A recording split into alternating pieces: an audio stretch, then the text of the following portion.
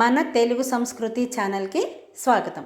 బాలలు, ఈరోజు మనం 9వ తరగతి తెలుగు పాఠ్యాంశం తీర్పు అనే దానికి సంబంధించి రెండవ భాగాన్ని ఇప్పుడు చెప్పుకుందాం. మొదటి భాగంలో కవిత, ఉద్దేశం, నేపథ్యం, ప్రక్రియ, కవి పరిచయం వీటి గురించి తెలుసుకున్నాం కదా.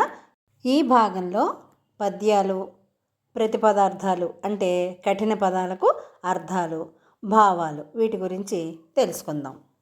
అక్కడ చిత్రంలో ఒక రాజకుమారుడు అంటే సిద్ధార్థుడు ప్రకృతిని చూసి పరవశిస్తుంటే దేవదత్తుడు అనేటటువంటి రాజకుమారుడు ఆకాశంలో విహరిస్తున్నటువంటి హంసల గుంపుపైకి బాణాన్ని ఎక్కుపెట్టినట్లుగా మనకి కనిపిస్తోంది. ఇప్పుడు 1వ పద్యం, ఇది ఉత్పలమాల పద్యం. దీని గురించి చెప్పుకుందాం, వినండి. అంబర వీధియందు గణనయ్యను బారులు బారులై విహారంబొనరించు మంజుల మరాళ గణము మహాకవీంద్రు భావాంబర వీధి విశ్రుత విహారమొనర్చు రసార్ద్ర భావనాలంబిత శారదా చరణలాస్య విలాసములుల్లసిల్లగన్. ఈ పద్యానికి అర్థాలు చెప్పుకుందాం. అంబర వీధి యందు, అంబరము అంటే ఆకాశము, అంబర వీధి యందు ఆకాశ మార్గమునందు, గణనయ్యను అంటే కనిపిస్తోందిట. ఏం కనిపిస్తోంది? బారులు బారులై విహారంబొనరించు, వరుసలు వరుసలుగా, బారులు అంటే వరుసలు, వరుసలు వరుసలుగా విహారంబొనరించు విహరిస్తున్నటువంటి మంజుల మరాళ గణము అంటే సుకుమారమైనటువంటి, అందమైనటువంటి, మృదువైనటువంటి హంసల సమూహం లేదా హంసల గుంపు విహరిస్తోందిట. ఎక్కడ? ఆకాశ మార్గంలో వరుసలు వరుసలుగా బారులు తీరి విహరిస్తోందిట. మహాకవీంద్రు భావాంబర వీధి, మహాకవీంద్రు, కవి ప్లస్ ఇంద్రు, కవీంద్రు. మహాకవీంద్రుడు అంటే గొప్ప కవులలో శ్రేష్టమైనటువంటి, ఉన్నతుడైనటువంటి కవి యొక్క భావాంబర వీధి. భావాలు అంటే ఆలోచనలు, అంబర వీధి అంటే ఆకాశ వీధి. మహాకవి యొక్క, శ్రేష్టమైనటువంటి కవి యొక్క ఆలోచనలు అనేటటువంటి ఆకాశ వీధిలో విస్తృత అంటే ఎక్కువగా, విహారమొనర్చు సంచారం చేస్తున్నటువంటి, రసార్ద్ర భావనాలంబిత, రసార్ద్రము అంటే కరుణరసంతో కూడినటువంటి, భావనాలంబిత భావ ప్రవాహముతోటి, ఆలోచనలు అనే ప్రవాహముతోటి, శారద, శారద అంటే సరస్వతీదేవి అని అర్థం. చరణలాస్య, చరణములు అంటే పాదాలు, లాస్యము అంటే ధ్వని, చరణలాస్య అంటే పాదాల ధ్వనితో, విలాసములుల్లసిల్లగన్, విలాసములు విలాసంగా, ఉల్లసిల్లగన్ ప్రకాశిస్తూ ఉన్నాయి అని ఇందులో ఉన్నటువంటి పదాలకి అర్థం. ఇప్పుడు దీని భావం చూస్తే, ఆకాశ వీధిలో అందమైన హంసల గుంపు బారులు బారులుగా విహారం చేయటం కనిపించింది. అవి మహాకవి ఆలోచనలు అనే ఆకాశ వీధిలో గొప్ప రసార్ద్ర భావంతో సంచారం చేస్తున్నటువంటి సరస్వతీదేవి యొక్క పాదాల సవ్వడిలాగా విలాసంగా ప్రకాశిస్తూ ఉన్నాయిట. ఇది ఈ పద్యం యొక్క భావం. తర్వాత 2వ పద్యం, ఇది కూడా ఉత్పలమాల పద్యమే. చూడండి. క్రొందలిరాకు సౌరుగై కొన్న విశాలన భోంగణమ్ములో నందములొల్కవోయు కలహంసములన్ గనినంత శాక్యరాణ్ణందను మానసాంబుజమునన్ మకరందము భంగి పొంగెనానందము నిర్నిమేష నయనమ్ములు తన్మయతా నిమగ్నముల్. అర్థాలు వినండి. క్రొందలి రాకు అంటే క్రొత్త ప్లస్ తలిరు ప్లస్ ఆకు, క్రొందలి రాకు అంటే కొత్తగా వచ్చినటువంటి చిగురుటాకులు. సౌరు గైకొన్న, సౌరు అంటే అందము, గైకొన్న అంటే పొందినటువంటి, కొత్తగా వచ్చినటువంటి చిగురుటాకులు అందము గైకొన్నటువంటి, అందము పొందినటువంటి, విశాల నభోంగణములో విశాలమైనటువంటి, నభః ప్లస్ అంగణములోన్ నభోంగణములోన్ అంటే ఆకాశ మార్గంలో, విశాలమైనటువంటి ఆకాశ మార్గములో అందములొలకబోయు, అందాలను ఒలకబోస్తున్నటువంటి అంటే అందాలను చిందిస్తున్నటువంటి కలహంసములన్ రాజహంసలను కనినంత చూడగా. కలహంసములన్ గనినంత అంటే ఆకాశ మార్గంలో అందాలు ఒలకబోస్తూ విహరిస్తున్నటువంటి ఆ రాజహంసలను చూడగానే శాక్యరాట్ ప్లస్ నందను, శాక్యరాణ్నందను అంటే శాక్యవంశపు రాజకుమారునకు మానసాంబుజమునన్, మానస ప్లస్ అంబుజమునన్ అంటే మనస్సు అనేటటువంటి పద్మమునందు, అంబుజము అంటే పద్మము, మనస్సు అనేటటువంటి పద్మమునందు మకరందము భంగి పొంగే నానందము. మకరందము భంగి తేనె వలె, పొంగెను ప్లస్ ఆనందము, ఆనందము పొంగిందిట. అతని మనస్సు అనేటటువంటి పద్మములో తేనెలాగా ఆనందము పొంగిందిట. నిర్నిమేష నయనమ్ములు, రెప్పపాటు లేని కన్నులు, నయనమ్ములు అంటే కన్నులు, నిర్నిమేష అంటే రెప్పపాటు కూడా వేయటం లేదట కన్నులు. ఎందుకని? ఆ దృశ్యం, ఆ అందమైనటువంటి దృశ్యం కనుమరుగైపోతుందేమో, మళ్ళీ కనపడకుండా పోతుందేమో అన్న ఉద్దేశంతో కనురెప్పలు కూడా వేయకుండా ఆ అందమైన దృశ్యాన్ని చూస్తూ ఆనందంతో తన్మయత నిమగ్నముల్, తన్మయత్వం పొందుతున్నట్ట. అంటే తనని తాను మైమరచి ఆ అందమైన దృశ్యాన్ని చూస్తున్నాడట. ఈ పద్యం యొక్క భావం చూడండి. విశాలమైనటువంటి ఆకాశం కొత్త చిగురాకు అందాలను సంతరించుకున్నది. ఆ ఆకాశ వీధిలో అందాలు ఒలకబోసే హంసలను చూసిన మనస్సు అనే పద్మములో తేనె పొంగినట్లు ఒక నిమిషం పాటు సిద్ధార్థుని కన్నులలో ఆనందం పొంగి తన్మయత్వాన్ని పొందాడట. తరువాత 3వ పద్యం చూడండి. ఇది తేటగీతి పద్యం. గగనముననేగు కలహంస గణముగాంచి జాగరితమయ్యనేమో హింసా ప్రవృత్తి, నారి సారించి వాడి బాణమ్మునొకటి దేవదత్తుండు వింట సంధించినాడు. గగనము అంటే ఆకాశము. ఆకాశములో విహరిస్తున్నటువంటి లేదా ఆకాశంలో పయనిస్తున్నటువంటి కలహంస గణముగాంచి రాజహంసల యొక్క సమూహమును లేదా గుంపును చూసి జాగరితమయ్యనేమో హింసా ప్రవృత్తి, జాగరితమయ్యనేమో అంటే అతని మనసులో పొటమరించిందేమో, పుట్టుకొచ్చిందేమో. ఏమిటది? హింసా ప్రవృత్తి, హింసతో కూడినటువంటి ఒక ఆలోచన, రాక్షస కృత్యము లాంటి ఆలోచన అతని మనసులో పుట్టిందేమో, పొటమరించిందేమో. ఏం చేసేటప్పుడు వెంటనే నారి సారించి వాడి బాణమ్మునొకటి, వింటికి ఉన్నటువంటి అల్లెత్రాడుని గట్టిగా లాగి పట్టుకొని వాడి బాణమ్మునొకటి, వాడి బాణము అంటే పదునైనటువంటి ఒక బాణాన్ని తీసుకుని దేవదత్తుండు వింట సంధించినాడు. దేవదత్తుడు అనేటటువంటి ఆ రాకుమారుడు వింట సంధించినాడు. ఆ ధనుస్సునందు సంధించి ఆ బాణాన్ని హంస మీదకి వదిలాడు. అంటే దేవదత్తుడు ఆకాశంలో సంచరించే హంసల గుంపుని చూశాడు.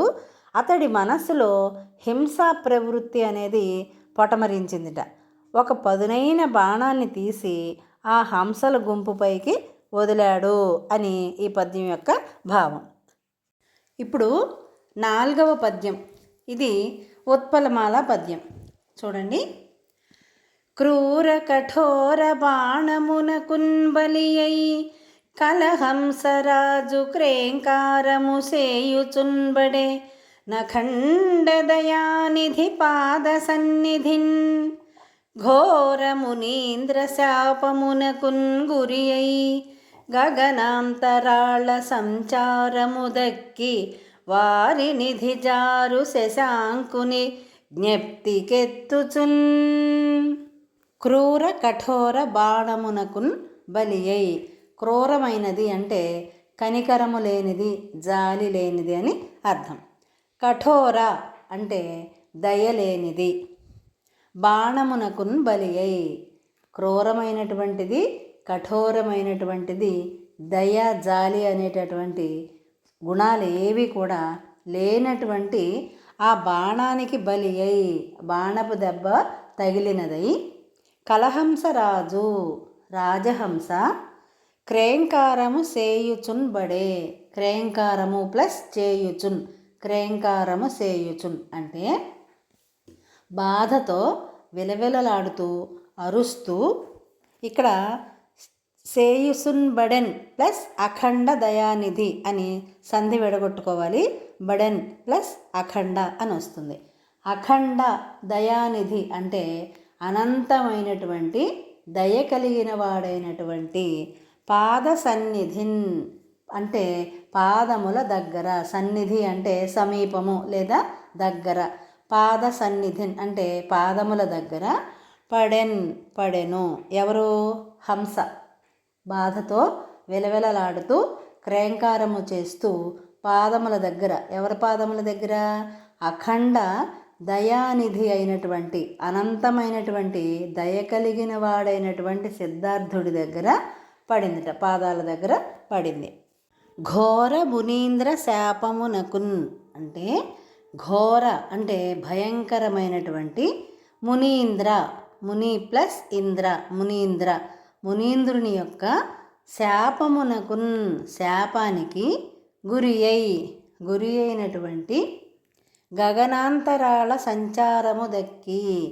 గగన ప్లస్ అంతరాళ, గగనాంతరాళ అంటే ఆకాశ మార్గంలో, సంచారమున్ ప్లస్ తక్కి సంచారము దక్కి సంచరించకుండా తిరగటం మానేసి, ఆకాశ మార్గంలో తిరగటం మానేసి, వారి నిధి జారు.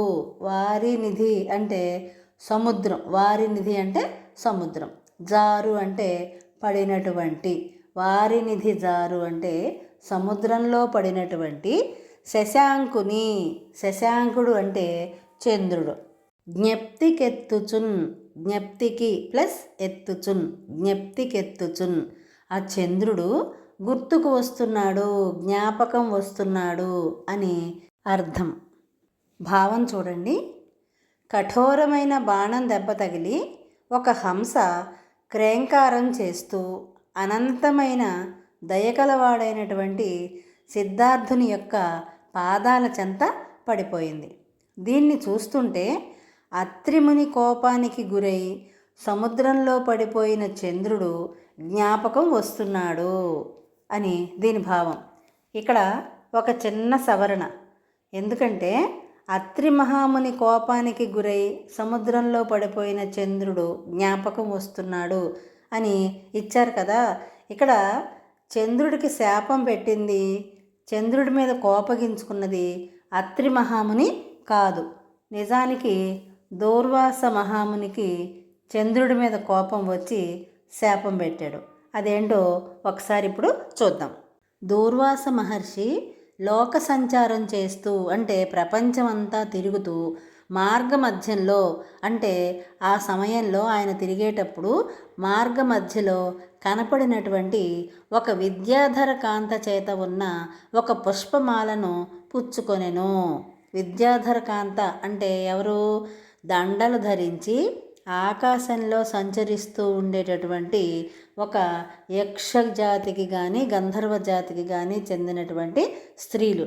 వీరు అందము జ్ఞానంతో పాటు అతీంద్రియ శక్తులను కూడా కలిగి ఉంటారని చెప్తున్నారు.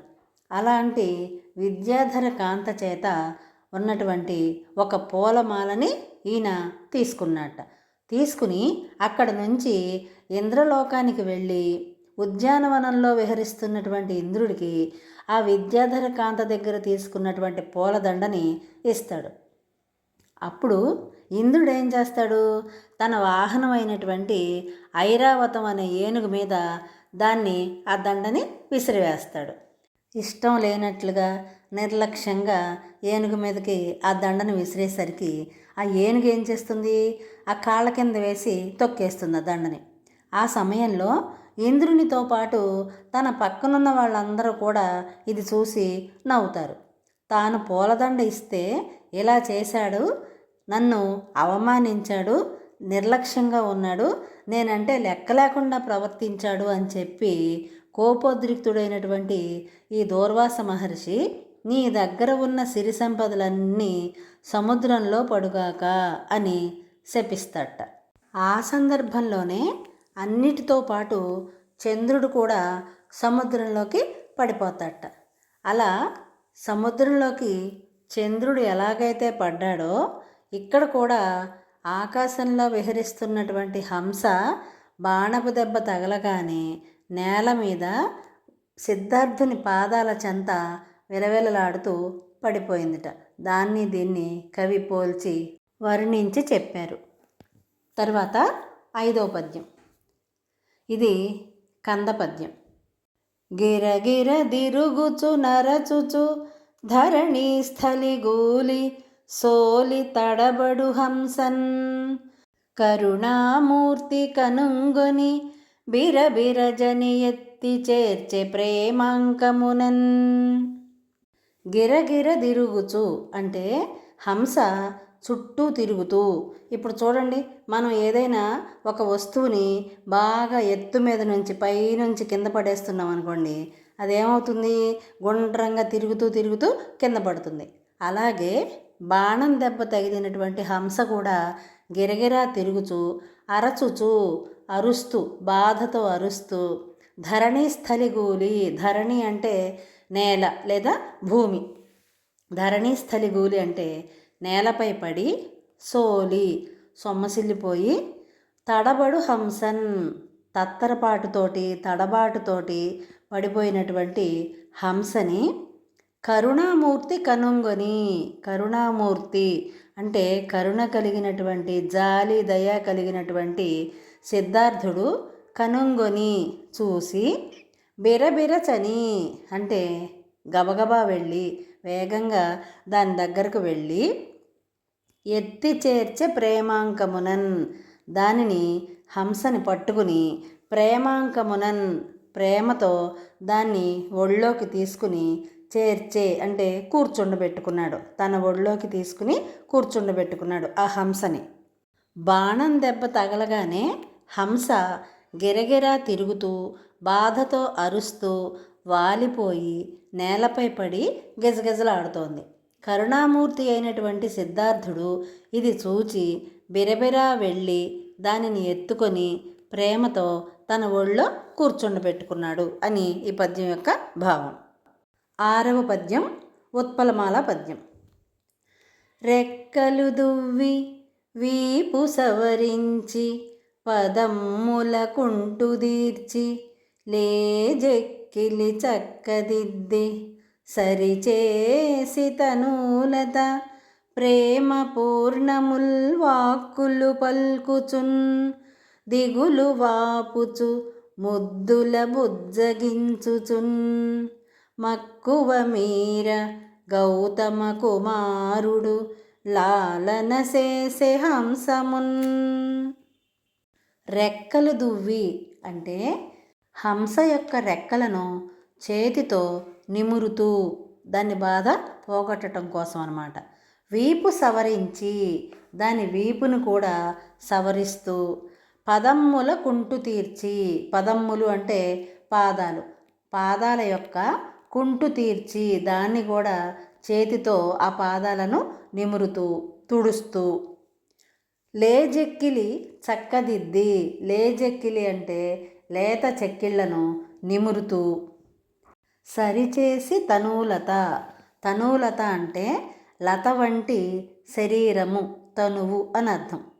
లత వంటి శరీరాన్ని సరిచేసేట దాన్ని కూడా చక్కగా ప్రేమగా నిమురుతూ ఆ తనూలతని లత వంటి శరీరాన్ని సరిచేశాడు. ప్రేమ పూర్ణముల్ వాక్కులు పలుకుచున్. ప్రేమ పూర్ణముల్ ప్రేమపూర్వకమైన ప్రేమతో నిండినటువంటి వాక్కులు పలుకుచున్ మాటలు మాట్లాడుతూ, దిగులు వాపుచు దానికి ఉన్నటువంటి దిగులుని పోగొడుతూ, ముద్దుల బుజ్జగించుచున్ ముద్దులొలుకున్నట్లుగా దాన్ని చక్కగా బుజ్జగిస్తూ, మక్కువ మీర మక్కువ అంటే ఏమిటి? ఇష్టంతో, ప్రేమతోటి గౌతమ కుమారుడు. గౌతమ కుమారుడు అంటే ఎవరు? గౌతముడు అనేటటువంటి రాజకుమారుడు లేదా సిద్ధార్థుడు లాలన చేసే హంసమున్ ఆ హంసని లాలన చేస్తున్నాడు. అంటే దాన్ని బుజ్జగించి లాలించాడు. తల్లి తన బిడ్డని ఎలాగైతే లాలిస్తూ బుజ్జగిస్తూ ప్రేమగా చూస్తుందో, ఇక్కడ గౌతముడు కూడా బాణం దెబ్బతో పడిపోయినటువంటి ఆ హంసని అలాగే బుజ్జగించి లాలిస్తున్నాడు అని ఈ పద్యం యొక్క భావం. 7వ పద్యం ఉత్పలమాల పద్యం. ఇది కూడా చూడండి. రాజకుమార ఈ విహగరాజమునాయది అస్మదీయ బాహా జయలక్ష్మికిన్ సముపహారము నాకు లభించుగాక నీరోజు మనోజ్ఞ మానస సరోవర హైమ మృణాల వల్లరీ భోజన రాజభోగ పరిపుష్ట మరాళ శరీర మాంసముల్. రాజకుమార, ఓ రాజకుమార, ఓ గౌతమ కుమార, ఈ విహగరాజము నాయది, ఈ రాజహంస నాది. అస్మదీయ బాహా జయలక్ష్మికిన్ నా యొక్క, అస్మదీయ అంటే నా యొక్క, బాహా జయలక్ష్మికిన్ బాహువులు అంటే భుజాలు చేతులు, నా యొక్క భుజబల శక్తికి సముపహారము అంటే ఉపాహారంగా ఫలితమై ఉంటుంది. అంటే నేను తినేటటువంటి ఆహారంతో పాటుగా ఈ ఆహారాన్ని కూడా నేను తినటానికి కావాలి.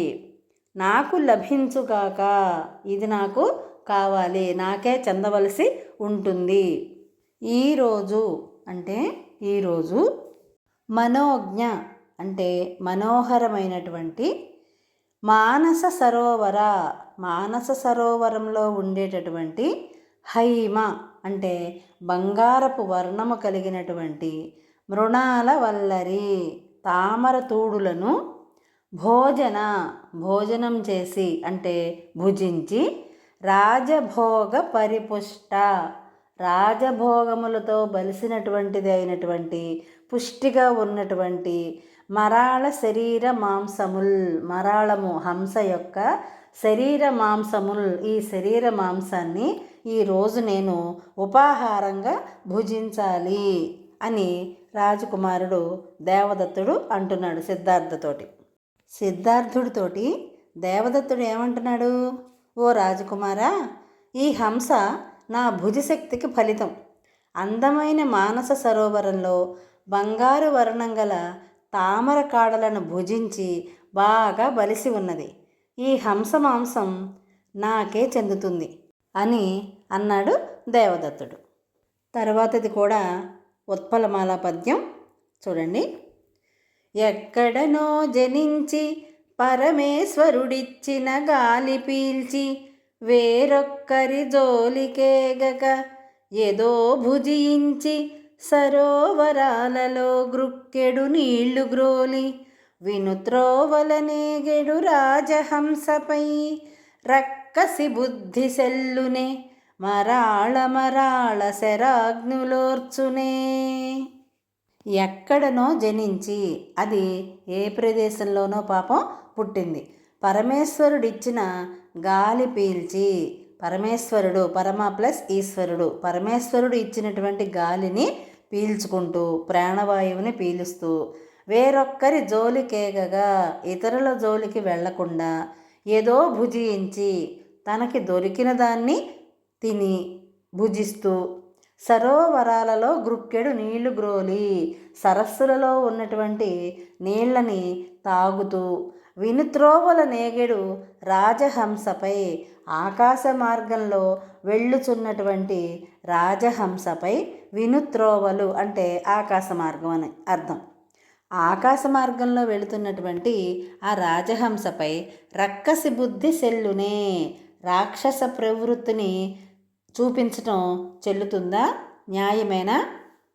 మరాళ మరాళ శరాగ్నిలోర్చునే. ఇక్కడ మరాళము ప్లస్ అరాళ అని అర్థం.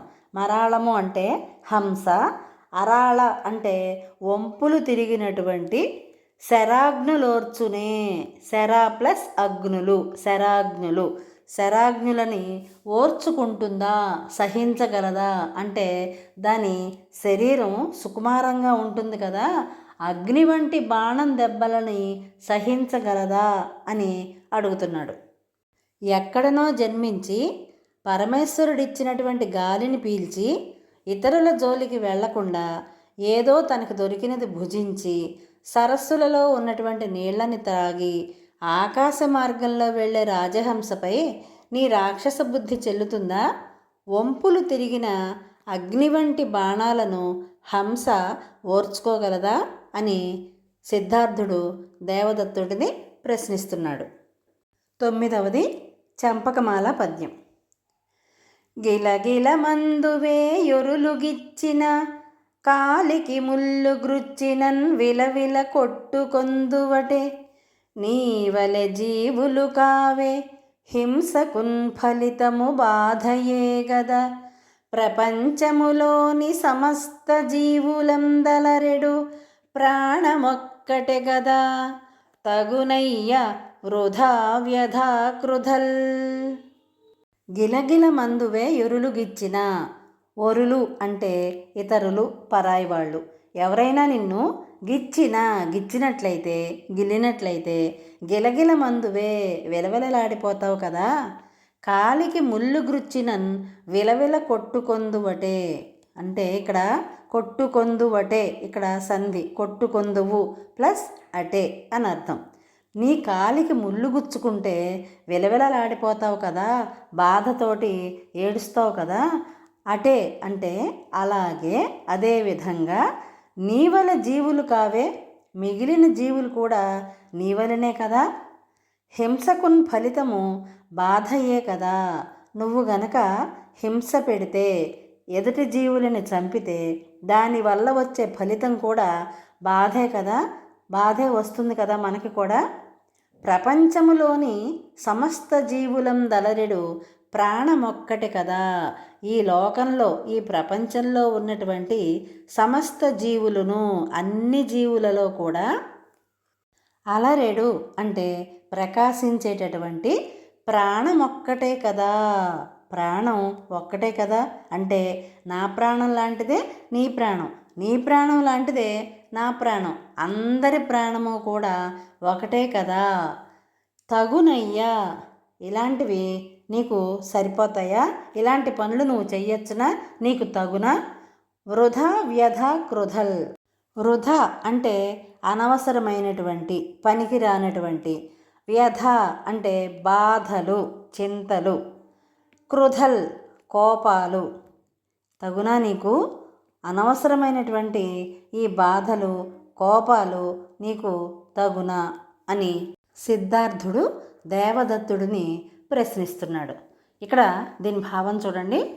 ఎవరైనా నిన్ను గిచ్చితే విలవిలలాడుతావు, కాలికి ముళ్ళు గుచ్చుకుంటే బాధపడతావు. హింసకు ఫలితం బాధే కదా. ప్రపంచంలో ఉండే సమస్త జీవుల ప్రాణం ఒకటే కదా. అవి నీవలే ప్రాణులే. అనవసరంగా బాధలు కలిగించే పనులు తగవు అంటే చేయకూడదు అని అర్థం. 10వది ఉత్పలమాల పద్యం. రాచకొలమ్ము వారలకు రక్షణ సేయుట చెల్లుగాని, నారాచములుని ప్రాణి నికరమ్ముల స్వేచ్ఛ హరింపజల్లునే, ఈ చతురబ్ది వేల్లిత మహీవలయమ్ము లయమ్ముగాదే హింసాచరణమ్మునన్, తగునే క్షాత్రపదమ్మును వమ్ము సేయుటల్. రాచకొలమ్ము వారలకు అంటే రాజవంశానికి చెందినటువంటి రాచకులం వారికి రక్షణ సేయుట చెల్లుగాని. రక్షణ అంటే ప్రజలను కాపాడాలి, ప్రజలను రక్షించాలి అనే ధర్మం చెల్లుతుంది. కానీ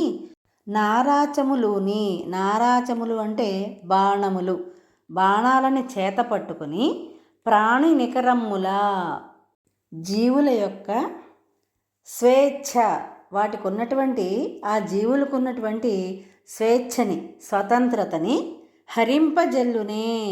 హరించటం మంచిది కాదు కదా. హరించటం అంటే ఏమిటి? లేకుండా చేసేయటం. జీవుల యొక్క స్వతంత్రతని లేకుండా చేయటం మంచిదేనా? ఈ చతురబ్ది వేల్లిత మహీవలయము. చతురబ్ది, చతుర అంటే 4, అబ్ది అంటే సముద్రాలు, వేల్లిత అంటే చుట్టబడి ఉన్నటువంటి 4 సముద్రాలచే చుట్టబడి ఉన్నటువంటి మహీవలయము. మహి అంటే భూమి. ఈ భూమండలం లయమ్ముగాదే, నాశనమైపోతుంది కదా. ఎప్పుడైతే నువ్వు జీవుల యొక్క స్వతంత్రతని హరించేస్తావో అప్పుడు ఈ భూమండలం అంతా కూడా నాశనమైపోతుంది కదా. హింసాచరణమునన్, హింస చేయటం వలన, ఈ హింసని నువ్వు ఆచరించటం వలన ఈ 4 సముద్రాలచే చుట్టబడి ఉన్నటువంటి భూమండలం నాశనం అయిపోతుంది కదా. తగునే, ఇది నీకు తగునా? ఏది? క్షాత్రపదమును వమ్ము సేయుటల్. క్షాత్రపదము అంటే క్షత్రియ ధర్మాన్ని పాటించకుండా, వమ్ము ప్లస్ చేయుటల్, వమ్ము సేయుటల్ మోసగించటం. నీ ధర్మాన్ని నువ్వు నిర్వర్తించకుండా మోసగించటం, వమ్ము చేయటం అంటే మోసగించటం అన్నమాట, మోసం చేయటం. నీకు తగునా అని చెప్పి సిద్ధార్థుడు దేవదత్తుడిని ప్రశ్నించాడు. దీని భావం చూద్దాం. రాచకులం వారికి రక్షించటమే విధి. ఎవరిని? ప్రజల్ని. కానీ బాణాలు చేతపట్టి జంతుజాలాల స్వేచ్ఛను హరించటం మంచిది కాదు కదా. హింసను ఆచరించటం వల్ల 4 సముద్రాలచే చుట్టబడి ఉన్నటువంటి ఈ భూమండలం నాశనం అవుతుంది. క్షత్రియ ధర్మానికి విరుద్ధంగా నువ్వు వ్యవహరిస్తున్నావు. ఎవరిని రక్షించాలి? ప్రతి ప్రాణిని, ఆ రాజ్యంలో ఉండేటటువంటి ప్రతి ప్రాణిని కూడా రక్షించే బాధ్యత రాజుదే. కాబట్టి నీ ధర్మాన్ని నువ్వు నిర్వర్తించడం లేదు, విరుద్ధంగా వ్యవహరిస్తున్నావు. ఇది నీకు తగునా అని చెప్పి ప్రశ్నిస్తున్నాడు సిద్ధార్థుడు. 11వ పద్యం తేటగీతి. మానవత్వమునే కాళ్ళమట్టగించి దానవత్వమునే తలదాల్చినావు.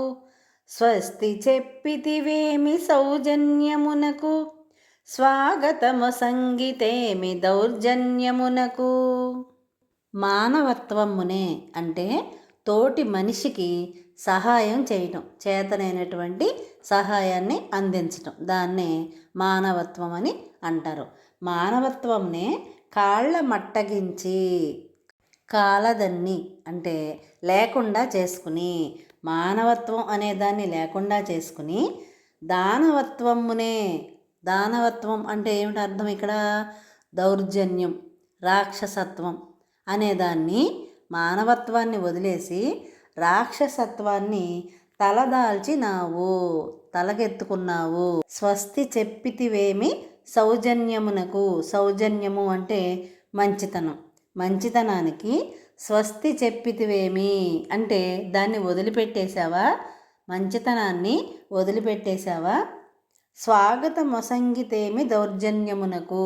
దౌర్జన్యం అంటే దుర్మార్గత్వానికి స్వాగతం పలికావా నువ్వు అంటే మానవత్వాన్ని వదిలేసి దానవత్వాన్ని తలకెక్కించుకున్నావు.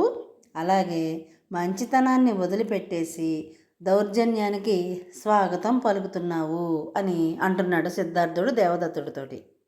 మానవత్వాన్ని కాలదన్ని రాక్షసత్వాన్ని తలకెత్తుకున్నావు, మంచితనాన్ని వదిలిపెట్టి దౌర్జన్యానికి స్వాగతం పలుకుతున్నావు అని ఈ పద్యానికి భావం. ఆకాశమునందు గుంపులో నరుగుచుండ వాడి శరమేసి కూల్చిన వాడ నేను, కొట్టిన విహంగమును దాచుకొందువేమి పక్షి నిమ్మయ్య శాక్య భూపాలపుత్ర. ఆకాశమునందు అంటే ఆకాశంలో, ఆకాశం ప్రకృతి, ఆకాశం వికృతి. ఆకాశంలో గుంపులో నరుగుచుండా, సమూహంలో గుంపులో వెళుతున్నటువంటి ఎవరు వెళుతున్నారు ఆకాశంలో సమూహంలో? హంస. ఆ హంసని వాడి శరమేసి, వాడి అంటే పదునైనటువంటి, శరము ప్లస్ ఏసి, శరమేసి, శరము అంటే బాణం, బాణాన్ని వేసి కూల్చినవాడ నేను, దాన్ని బాణంతో కొట్టి కూల్చింది నేను. నేను కొట్టినటువంటి విహంగమును దాచుకొందువేమి, నేను కొట్టినటువంటి బాణంతో కొట్టినటువంటి విహంగమును, విహంగము అంటే పక్షి అని అర్థం. ఇక్కడ పక్షి ఏ పక్షి? హంసని దాచుకొందువేమి, దాచుకొందువు ప్లస్ ఏమి, దాచుకొందువేమి, దాస్తావెందుకు? నేను బాణంతో కొట్టినటువంటి హంసని నువ్వు దాచుకుంటావెందుకు? శాక్య భూపాల పుత్ర, శాక్య వంశానికి చెందినటువంటి ఓ రాజకుమారా, ఓ సిద్ధార్థుడా, పక్షి నిమ్మయ్యా, పక్షి నిమ్ము ప్లస్ అయ్యా, పక్షి నిమ్మయ్యా, పక్షిని నాకు ఇచ్చేవయ్యా, నేను కొట్టిన పక్షిని నాకు ఇచ్చేసేయి అని అడుగుతున్నాడు. ఆకాశంలో గుంపులో వెళుతున్న హంసను బాణంతో కూల్చినాను. ఓ రాజపుత్ర, నేను కూల్చిన హంసను దాస్తావెందుకు? నా పక్షిని నాకు ఇవ్వు అని దేవదత్తుడు సిద్ధార్థుడితోటి అంటున్నాడు. 13వ పద్యం. ఇది కూడా తేటగీతి పద్యమే. పాలుగారెడు రాయంచ ప్రక్కలోన క్రూర నారాచమే రీతి గృచ్చినావు, నిండు జాబిల్లి మెత్తని గుండెలోన కుటిల విషదంష్ట్ర రాహువు గృచ్చినట్లు. పాలుగారెడు అంటే పసిప్రాయంతో ఉన్నటువంటి, రాయంచ ప్రక్కలోన అంటే ఆ రాజహంస రెక్క సందున, క్రూర నారాచ మేరీతి గృచ్చినావు, క్రూరమైనటువంటి అంటే ఘోరమైనటువంటి, కఠినమైనటువంటి, నారాచ మేరీతి, నారాచము ప్లస్ ఏ రీతి, నారాచము అంటే బాణాన్ని ఏ విధంగా గృచ్చినావు, ఏ విధంగా గుచ్చావు, దాని యొక్క సున్నితమైనటువంటి మృదువైనటువంటి రెక్క సందున ఆ బాణాన్ని ఏ విధంగా గుచ్చి బాధించావు. నిండు జాబిల్లి మెత్తని గుండెలోన, నిండు జాబిల్లి, నిండు జాబిల్లి మనకి ఎప్పుడు వస్తాడు? పౌర్ణమి రోజున పెద్ద చంద్రుడు, నిండు చంద్రుడు గుండ్రంగా పెద్దగా వస్తాడు. అలాంటి పొన్నమి చంద్రుని యొక్క మెత్తని గుండెలోన, సున్నితమైన లేదా మృదువైనటువంటి హృదయంలో, కుటిల విషదంష్ట్ర, కుటిల అంటే కపటంతో కూడినటువంటి, విషదంష్ట్ర విషపు కోరలతో రాహువు గృచ్చినట్లు, రాహువు అనేవాడు గుచ్చిన విధంగా. ఏం చెప్తున్నాడు? రాహువు నిండు జాబిల్లి హృదయంలో గుచ్చినట్లుగా నువ్వు ఆ హంసని క్రూరమైన బాణంతో ఎలా గుచ్చి బాధించావు అని అడుగుతున్నాడు. ఈ పద్యం యొక్క భావం చూడండి. పున్నమి చంద్రుని మృదువైన గుండెలో రాహువు తన క్రూరమైన కోరలను గుచ్చి హింసించినట్లుగా నువ్వు కూడా సున్నితమైన రాజహంస రెక్క సందున క్రూరమైన బాణాన్ని గుచ్చి బాధించావు. ఇది నీకు తగునా అని సిద్ధార్థుడు దేవదత్తుడిని ప్రశ్నిస్తున్నాడు. 14వ పద్యం. ఆట వెలది. నాది నాది నాది నా దేవదత్తుండు, కాదు నాది అనియ గౌతముండు, వాదులాడి ఆడి వారిద్దరును గూడి ఏది కూడా నిర్ణయింపలేక. నాది నాది నాది అని దేవదత్తుడు ఏమంటున్నాడు? అది నాది, నాది, నాదే అని దేవదత్తుడు అంటున్నాడు. కాదు నాది అని గౌతముండు, కాదు నీది కాదది, అది నాది అని గౌతముడు అంటున్నాడు. వాదులాడి ఆడి వారిద్దరును గూడి, ఇలా ఇద్దరు తగువులాడుకుంటూ వాదించుకుంటూ ఇద్దరూ కలిసి, వారిద్దరును గూడి అంటే వాళ్ళిద్దరూ కలిసి ఏది కూడా నిర్ణయింపలేక, ఏమీ నిర్ణయించుకోలేకపోతున్నారు. తర్వాత ఏం చేశారు చూద్దాం. హంస నాది అని దేవదత్తుడు, కాదు నాది అని గౌతముడు వాదులాడుకుంటున్నారు. వారిద్దరూ ఏమీ నిర్ణయించుకోలేకపోతున్నారు అని అర్థం. 15వ పద్యం ఆటవెలది. చనిరి దేవదత్త సౌద్ధోదనులు మహారాజసభకు విహగరాజుతోడ పోయి అచటనున్న న్యాయాధికారితో నంచతగవు విన్నవించుకొనిరి. చనిరి అంటే వెళ్ళారు. ఎవరు? దేవదత్త సౌద్ధోధనులు రాజకుమారులిద్దరూ. దేవదత్తుడు, సౌద్ధోధనుడు అంటే శుద్ధోధన మహారాజు యొక్క కొడుకు అయినటువంటి గౌతముడు అని అర్థం. వీళ్ళిద్దరూ కలిసి ఎక్కడికి వెళ్ళారు? మహారాజసభకు. అక్కడ మహారాజు ఎవరు? శుద్ధోధన మహారాజు. ఆ రాజసభకు విహగరాజు తోడ, విహగము అంటే పక్షి, పక్షిరాజు అయినటువంటి ఆ హంసతో కలిసి పోయి ఎచటనున్న, పోయి అంటే వెళ్ళి, అచటనున్న అక్కడ ఉన్నటువంటి న్యాయాధికారితో, న్యాయ ప్లస్ అధికారితో, న్యాయాధికారితో అక్కడ ఉన్నటువంటి న్యాయాధికారితోటి అంచతగవు విన్నవించుకొనిరి. ఇక్కడ న్యాయాధికారితోన్ ప్లస్ అంచ అని విడదీసుకోవాలి. అంచ తగవు, హంస గురించి వాళ్ళిద్దరికీ వచ్చినటువంటి తగవుని విన్నవించుకున్నారు. విన్నవించుకోవటం అంటే చెప్పుకున్నారు అని అర్థం. గౌతమ దేవదత్తులిద్దరూ హంసను తీసుకొని శుద్ధోధన మహారాజు సభకు వెళ్ళారు. అక్కడ ఉన్నటువంటి న్యాయాధికారితో తమ యొక్క తగవును అంటే హంస గురించి వచ్చినటువంటి తగవును విన్నవించుకున్నారు లేదా చెప్పుకున్నారు అని ఈ పద్యం యొక్క భావం. 16వ పద్యం ఆటవెలది. కలహమెంత పుట్టె కలహంస చేనంచు నగవు వచ్చే శాక్య నాయకులకు తగవు మాలినట్టి తగవంచు తలపోసి తగవు చెప్పెనిట్లు ధర్మమూర్తి. కలహము అంటే తగాద లేదా తగవు. కలహం ఎంత పుట్టే, కలహము ప్లస్ ఎంత పుట్టే, కలహం ఎంత పుట్టే, ఎంత తగాదా వచ్చింది. కలహంస చేనంచు, ఈ కలహంస వలన, ఈ రాజహంస వలన ఎంత తగు వచ్చింది. అంచు అంటే అంటూ, ఇక్కడ సంధి విడగొట్టుకోవాలి. కలహంస చేన్ ప్లస్ అంచు, కలహంస చేత ఎంత తగువ వచ్చింది అంటూ.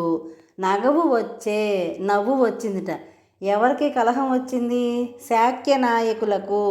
శాక్య నాయకులు అంటే శాక్యవంశ రాజకుమారులకు ఈ కలహంస వలన అయ్యో ఎంత తగాదా వచ్చింది అని నవ్వుకుంటున్నారట. తగవు మాలినట్టి తగవంచు తలపోసి, తగవు మాలినట్టి అంటే ఎందుకు పనికిరానటువంటి తగాదా ఇది అని తలపోసి, తలపోయటం అంటే తలచి అనుకుని, తగవు చెప్పెనిట్లు ధర్మమూర్తి, ఇలా న్యాయం చెప్పాడట అక్కడ ఉన్నటువంటి న్యాయాధికారి. శాక్యవంశ రాజకుమారులకు కలహంస కారణంగా ఎంత తగవు వచ్చింది అని అక్కడ ఉన్నటువంటి న్యాయాధికారి మిగిలిన వాళ్ళు నవ్వుకున్నారట. ఇది అసలు తగులాడవలసిన విషయమే కాదు అని చెప్పేట అక్కడ ఉన్నటువంటి న్యాయాధికారి. 17వ పద్యం తేటగీతి. బాణహతి చేత ప్రాణమ్ము బాసెనేని దేవదత్త కుమారునిదే ఖగమ్ము ప్రాణదానమ్ము సలిపి కాపాడుకతన రాజపుత్రునిదయ్యని రాజహంస. బాణహతి చేత అంటే బాణపు దెబ్బ వల్ల, ప్రాణమ్ము బాసెనేని ప్రాణాన్ని బాయటం అంటే కోల్పోవటం, పోగొట్టుకోవటం. బాణహతి చేత ప్రాణమ్ము బాసనేని, బాణపు దెబ్బ తగిలి ప్రాణం వదిలేస్తే, ప్రాణం పోయినట్లయితే దేవదత్త కుమారునిదే ఖగమ్ము. ఖగము అంటే పక్షి. ఈ పక్షి దేవదత్త కుమారునికే చెందుతుంది. ప్రాణదానమ్ము సలిపి, ప్రాణదానమ్ము అంటే ప్రాణాన్ని దానంగా చేసి రక్షించాడు కాబట్టి, కాపాడుక తన రక్షించినటువంటి కారణంగా రాజపుత్రునిదయ్యే నీ రాజహంస. గౌతముడిదే. ఎవరు కాపాడింది? ఎవరు? గౌతముడు కదా. అందుకని గౌతముడిదే ఈ రాజహంస అవుతుంది. అక్కడ న్యాయాధికారి ఏం చెప్పాడు? బాణం దెబ్బకు ప్రాణాలు పోయి ఉంటే ఈ హంస దేవదత్తునికే చెంది ఉండేది. కానీ ప్రాణదానం చేసి ఆ హంసని రక్షించినాడు కాబట్టి అది గౌతమునికే చెందుతుంది అని ఈ పద్యం యొక్క భావం. 18వ పద్యం ఉత్పలమాల. ఈయది శాస్త్రధర్మమొక ఇంత సహించిన లోకధర్మమింతేయగునంచు నొక్కి వచించి పదం పడి ధర్మమూర్తి లజ్ఞాయుతు దేవదత్తునొకసారి కనుంగొని మందహాసముంజేయుచు రాజహంసమును చేర్చి సభాంతర రత్నపీఠికన్. ఈ అది అంటే ఇదే శాస్త్రధర్మము, ఇదే అసలైనటువంటి శాస్త్రధర్మము. ఒకంత సహించిన, ఒక ప్లస్ ఇంత, ఒకంత సహించిన అంటే కొంచెం ఓర్పు వహించుట, ఓర్పుని ప్రదర్శించాలి, ఓర్పుని కలిగి ఉండాలి. లోకధర్మం ఇంతే, లోకధర్మము ప్లస్ ఇంతే యగును అంటే లోకంలోని ధర్మం కూడా ఇలాగే ఉంటుంది, శాస్త్రధర్మం కూడా ఇదే చెబుతుంది. ఏం చెప్తుంది? మనం 17వ పద్యంలో చెప్పుకున్నాం కదా, బాణం దెబ్బ తగిలి ఒకవేళ హంస చనిపోయినట్లయితే అది దేవదత్తునికి చెందుతుంది. కానీ దానికి ప్రాణదానం చేసి రక్షించిన కారణంగా ఇది గౌతమునికే చెందుతుంది అనేదే శాస్త్రధర్మం, లోకధర్మం కూడాను అని నొక్కి వచించి గట్టిగా చెప్పి పదం పడి అంటే తరువాత ధర్మమూర్తి అక్కడున్నటువంటి న్యాయాధికారి ఆజ్ఞాయుతు అంటే ఆజ్ఞతో దేవదత్తునొకసారి కనుంగొని అంటే దేవదత్తుణ్ణి ఒకసారి చూసి మందహాసముంజేయుచు చిరునవ్వు నవ్వుతూ రాజహంసమును చేర్చి సభాంతర రత్నపీఠికన్ ఆ సభ మధ్యలో ఉన్నటువంటి రత్నపీఠముపై అంటే రత్నాలు పొదిగినటువంటి పీఠము మీద రాజహంసమును చేర్చి ఆ రాజహంసని చేర్చారట. ఇది శాస్త్రధర్మము, లోకధర్మము కూడా ఇదే అని ధర్మమూర్తి పలికి దేవదత్తుని వైపు చూచి చిరునవ్వు నవ్వాడు. హంసను సభా మధ్యంలో ఉన్నటువంటి రత్నపీఠికపై అంటే రత్నాలు పొదిగినటువంటి ఎత్తుపీటపై, అక్కడ చిత్రంలో కనిపిస్తుంది చూడండి, అలాంటి పీట మీదకి ఈ రాజహంసని చేర్చి ఉంచారు. 19వ పద్యం చంపకమాల. పలికెను దేవదత్త నరపాల కుమారుల జూచి రెండిటన్ నిలువుడొకింత దూరమున నిల్చి కరమ్ములు సాచి హంస మున్బిలువుడు వేరు వేరుగను మీరలదెవ్వరిదైన వ్రాలు వారల కరసార సమ్ముల మరాళము న్యాయముదేలు దానితోన్. అక్కడ ఉన్నటువంటి న్యాయాధికారి ఏం చెప్పాడు? పలికెను అంటే చెప్పాడు. నరపాల కుమారులన్ ప్లస్ చూచి దేవదత్తుడిని, నరపాల కుమారుడు అంటే రాజు కొడుకైనటువంటి గౌతముడిని ఇద్దరిని చూసి రెండిటన్ నిలువుడొకింత దూరమున, రండి ప్లస్ ఇటన్ ఇటు రండి, నిలువుడొకింత దూరమున నిలువుడు ప్లస్ ఒకంత, నిలువుడొకింత దూరమున కొంచెం దూరంలో నిలబడండి, నిలిచి కరమ్ములు సాచి కొంచెం దూరంగా నిలబడి కరమ్ములు సాచి, కరమ్ములు అంటే చేతులు, చేతులు చాపి హంసమున్ పిలువుడు అక్కడ ఉన్నటువంటి ఆ పీఠిక మీద ఉన్నటువంటి హంసని పిలవండి. వేరు వేరుగను మీరు, వేరే వేరేగా దేవదత్తుడు ఒకసారి, గౌతముడు ఒకసారి, అలా వేరు వేరుగా ఆ హంసని మీరు పిలవండి. అది ఎవ్వరిదైనా, ఇక్కడ చూడండి మీరలు ప్లస్ అది ఎవ్వరిదైనా సంధి విడగొట్టుకోవాలి. మీరిద్దరూ కలిసి దాన్ని వేరువేరుగా పిలవండి. అది ఎవరి మీద అయితే వాలుతుందో వారల కరసార సమ్ముల మరాళము, వారల వారి కరసారసమ్ముల చేతులపైన మరాళము హంస వ్రాలు అంటే వాలుతుంది. న్యాయము దేలు దానితోన్ దాంతో ఏది న్యాయం అనేది తెలిసిపోతుంది అన్నారు. దేవదత్తుడిని గౌతముడిని ఇద్దరిని చూసి ఆ న్యాయాధికారి ఇటు రమ్మని పిలిచాడు. హంసకి కొంచెం దూరంలో నిలబడి ఒక్కొక్కరుగా వచ్చి చేతులు చాపి హంసని మీరిద్దరూ వేరువేరుగా పిలవండి. అది ఎవరి చేతుల మీదనైతే వాలుతుందో ఈ హంస వాళ్ళదే అవుతుంది. దీనితో న్యాయం తేలిపోతుంది అని అన్నాడట న్యాయాధికారి. ఇప్పుడు 20వ పద్యం ఉత్పలమాల.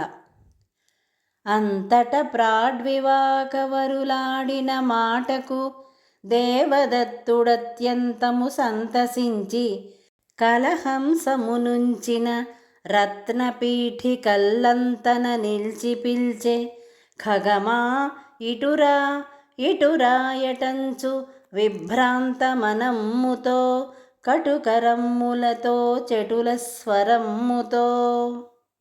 అంతటా అంటే అప్పుడు ప్రాడ్వివాకవరులాడిన ప్రాడ్వివాకవరులు అంటే న్యాయాధికారులు, న్యాయం చెప్పేవారు అని అర్థం.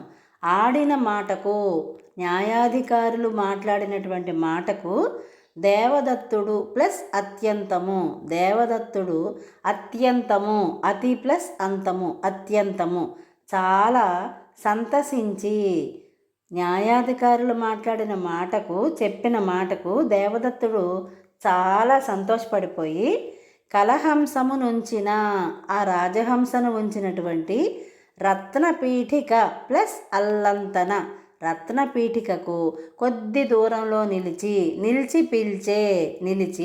నిలబడి పిలిచేట. ఏమని? ఖగమా ఇటురా ఇటురా అటంచు, ఓ పక్షి ఓ హంసరాజమా ఇటురా అని విభ్రాంత మనమ్ముతో అంటే భ్రమించినటువంటి మనస్సుతో, కటు కరమ్ములతో కటువైనటువంటి కరకు అయినటువంటి చేతులతో, చెటుల స్వరమ్ముతో గట్టి స్వరంతో గట్టిగా గద్దించినట్లుగా ఇటురా ఖగమా అని పిలిచాట. న్యాయాధికారుల మాటలకు దేవదత్తుడు చాలా సంతోషించాట. హంసను ఉంచిన రత్నపీఠం వద్దకు చేరుకొని కరుకు చేతులతోటి గట్టి స్వరంతో భ్రమించినటువంటి మనస్సుతోటి ఖగమా ఇటురా ఇటురా అని గంభీరంగా పిలిచాడు అని ఈ పద్యం యొక్క భావం. 21వ పద్యము ఉత్పలమాల. అతని రూపుగాంచి భయమందెనో టక్కరి చూపుగాంచి ఏ భీతెలెనో కరానగనిపించు ధనుస్సునకున్ మనస్సులోగాతర భావమంగనెనో గాని నృశంసు స్పృశింపబోని సంగీతము భంగి వెన్క కొదిగెన్ కలహంసము కుంచితాంశమై. అతని రూపుగాంచి భయమందెనో. ఎవరు అక్కడ పిలిచింది? మొట్టమొదటిసారిగా పిలిచింది దేవదత్తుడు. ఈ హంస అతని రూపుగాంచి భయమందెనో, అతని రూపాన్ని చూసి అతని ఆకారాన్ని చూసి భయపడిందేమో. టక్కరి చూపుగాంచియే భీతెలెనో, అతని యొక్క టక్కరి చూపు అంటే మోసముతో కూడినటువంటి చూపులను చూసి, గాంచి అంటే చూసి, అతని మోసపు చూపులను చూసి భీతిలెనో భయపడిందేమో. కరాన కనిపించు ధనుస్సునకున్, కరాన అంటే చేతిలో కనిపించు, చేతిలో కనిపించేటటువంటి ధనుస్సునకు, విల్లునకు అంటే చేత్తో పుచ్చుకున్నాడు కదా విల్లు బాణాలు, వాటికి మనస్సులో గాతర భావము గనెనో గాని, ఆ హంస మనసులో గాతర భావము అంటే భయము అనేటటువంటి భావం కలిగిందేమో. నృశంసు అంటే మానవులను హింసించేటటువంటి దుర్మార్గుడు. స్పృశింపబోని అంటే తాకలేని, అంటే మానవులను హింస పెట్టేటటువంటి దుర్మార్గుడి యొక్క హృదయాన్ని తాకలేని సంగీతము భంగి, సంగీతములాగా వెనక కొదిగెన్, వెనక్కి తగ్గి, కలహంసము కుంచితాంశమై, ఆ కలహంస, ఆ రాజహంస కుంచితాంశమై కుంగిపోయింది. దుష్టులకు దూరంగా ఉండాలి అనే విషయం ఆ రాజహంసకి కూడా తెలిసిందేమో. దేవదత్తుని రూపాన్ని చూసో, అతని యొక్క మోసపు చూపులను చూసో, లేకపోతే అతని చేతిలో ఉన్నటువంటి ధనుస్సుని చూసో మనస్సులో భయం కలిగిందేమో కానీ దుష్టుని హృదయాన్ని తాకలేని సంగీతంలాగా ఆ హంస వెనక్కి తగ్గి కుంగిపోయింది అని ఈ పద్యం యొక్క భావం. 22వ పద్యం ఆటవెలది. ముందుగా దేవదత్తుడు పిలిచాడు కదా, అతని ఆకారాన్ని చూసి భయపడినటువంటి హంస కొంచెం వెనక్కి తగ్గి కుంగిపోయి ముడుచుకుని కూర్చుంది. ఇప్పుడు గౌతముడు పిలుస్తున్నాడు హంసని. ఏమని పిలుస్తున్నాడో చూడండి. చెల్లిరావే మంచి మల్లిరావే, కల్పవల్లిరావే పాలవెల్లిరావే, చిక్కదనములీను చక్కదనాల జాబిల్లిరావే, అంచ తల్లిరావే. గౌతముడు ఎంత చక్కగా పిలిచాడో చూడండి. చెల్లి రావే అంటే నా చెల్లెలు వంటిదానా, నా దగ్గరికి రా. మంచి మల్లి రావే, చక్కని మల్లెపువ్వు వంటి సువాసన కలిగినటువంటి మల్లెపువ్వు వంటిదానా, నా దగ్గరికి రా అమ్మా. కల్పవల్లి రావే, కల్పవల్లి అంటే కోరిన కోర్కెలు తీర్చేటటువంటి కల్పవృక్షం, దాన్ని కల్పవల్లి అని అంటారు. కోరిన కోరికలు తీర్చే కల్పవృక్షము వంటిదానా రామ్మ. పాలవెల్లి రావే, పాలవెల్లి అంటే సూర్యుడితో సమానంగా ప్రకాశించేటటువంటి కోటాను కోట్ల సంఖ్య గల నక్షత్రాలు పాల సముద్రంలాగా కనిపిస్తాయట. తెల్లగా ప్రకాశిస్తూ ఉంటాయి కదా నక్షత్రాలు. వాటన్నిటి సమూహాన్ని చూస్తే మనకి పాల సముద్రమా అన్నట్లుగా అనిపిస్తుందట. అలాంటి దానినే పాలపుంత లేదా పాలవెల్లి అంటే నక్షత్రాల సమూహము, తెల్లగా ఉంటుంది కదా, దాన్ని పాలపుంత లేదా పాలవెల్లి అని అంటారు.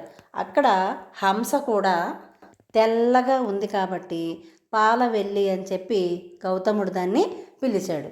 తర్వాత చిక్కదనములీను, నిండుగా ఉన్నటువంటి సంపూర్ణ కాంతితో ఉన్నటువంటి చక్కదనాల అందమైనటువంటి జాబిల్లి రావే, చందమామ వంటిదానా, చంద్రుని వంటిదానా, అంచ తల్లి రావే, హంస తల్లివి కదా నువ్వు, రామ్మ అని బొజ్జగిస్తూ లాలిస్తూ ప్రేమతోటి ఆ హంసని గౌతముడు పిలిచాడు. చెల్లి రావే, మంచి మల్లి రావే, కల్పవల్లి రావే, పాలవెల్లి రావే, చిక్కని చక్కదనమున్న జాబిల్లి రావే, హంస తల్లి రావే అంటూ ప్రేమగా గౌతముడు పిలిచాడు అని ఈ పద్యానికి భావం. చివరిది 23వ పద్యం. ఇది తేటగీతి పద్యం. అంచుగేల్ సాచి పిలువ రాయంచరివ్వు మంచు వ్రాలే, సిద్ధార్థు హస్తాంచలముల జయ జయ నినాదములు సభాసదులు పలుక, శాక్యపతి కళ్ళ హర్ష బాష్పమ్ములుక. అంచు అంటే అనుచు, గేల్ సాచి, కేలు అంటే చేయి, అంటూ గేల్ సాచి అంటే అంటూ చేతులు చాచి, చేతులు చాపి, పిలువ పిలువగానే, రాయంచ ఆ రాజహంస, రివ్వు మంచు వ్రాలే రివ్వుమని ఎగురుకుంటూ వచ్చి వాలిందిట. ఎక్కడా? సిద్ధార్థు హస్తాంచలముల, ఈ సిద్ధార్థుడు గౌతముని యొక్క హస్తములపైన చేతులపైన వాలిందిట. జయ జయ నినాదములు సభాసదులు పలుక, సభాసదులు అంటే ఆ సభలో ఉన్నటువంటి వాళ్ళందరూ కలిసి జయ జయ నినాదములు పలికారట. అంటే జయ జయధ్వానాలు చేశారు. శాక్యపతి అంటే శాక్యవంశపు రాజకుమారుడైనటువంటి సిద్ధార్థుని యొక్క కళ్ళ నుండి హర్ష బాష్పమ్ములొలుక ఆనంద బాష్పాలు జాలువారైట. బాధపడుతున్నప్పుడు దుఃఖిస్తున్నప్పుడు కళ్ళ వెంట నీరు వస్తే దాన్ని కన్నీరు అని అంటాం. అదే విపరీతమైనటువంటి సంతోషంతో ఉన్నప్పుడు కళ్ళ వెంట నీరు వస్తే దాన్ని ఆనంద బాష్పాలు అని అంటారు. అలాగే ఇక్కడ ఎప్పుడైతే హంస వచ్చి గౌతముని చేతులపైన వాలిందో గౌతముని కళ్ళల్లో ఆనందంతో వచ్చినటువంటి బాష్పాలు జాలువారాయిట. ఆనంద బాష్పాలు జాలువారాయి అని అర్థం. గౌతముడు చేతులు చాచి పిలువగానే హంస రివ్వున వచ్చి అతని చేతిపై వాలింది. సభలోని వారందరూ జయ జయ ధ్వానాలు చేశారు. గౌతముని కళ్ళల్లో ఆనంద బాష్పాలు జాలువారాయి అని ఈ పద్యం యొక్క భావం. పద్యాలన్నీ అర్థమయ్యాయి కదా. మరొక వీడియోతో మళ్ళీ కలుసుకుందాం. అంతవరకు చూస్తూనే ఉండండి మన తెలుగు సంస్కృతి ఛానల్. జై హింద్, జై భారత్.